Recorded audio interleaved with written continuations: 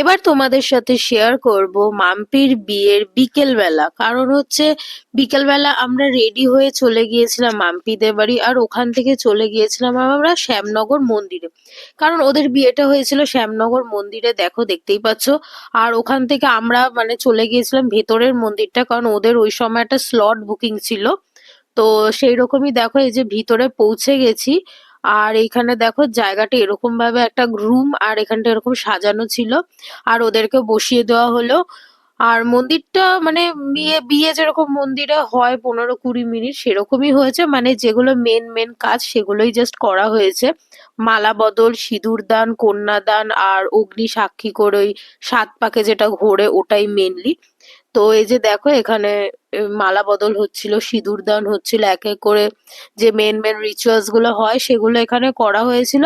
কিন্তু তারপরেও খালি অগ্নিসাক্ষী করে যে 7 পাকে ঘুরতে লাগবে ওটা বাইরে ছিল। তো বাইরে দেখো এখানে ওরা মানে মেন যে অগ্নিসাক্ষী করে 7 পাকে ঘুরবে এটা করে নিল। আর তারপরে এই যে বিয়ের ডান। তো তারপরে আমরা মিষ্টি খেয়ে নাচতে নাচতে আবার সেই গাড়ি করে বাড়ির পথে রওনা দিলাম। এই যে দেখো, তো ওয়েদারটা এতটা ঠান্ডা ছিল না।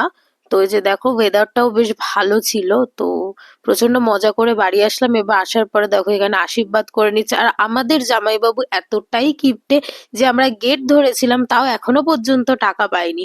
জানি না আর ওই টাকা পাবো কিনা। যদি ভিডিওটা দেখে থাকে তাহলে ও এখানে অবশ্যই কমেন্টটা করবে যে ও টাকাটা দেবে কিনা।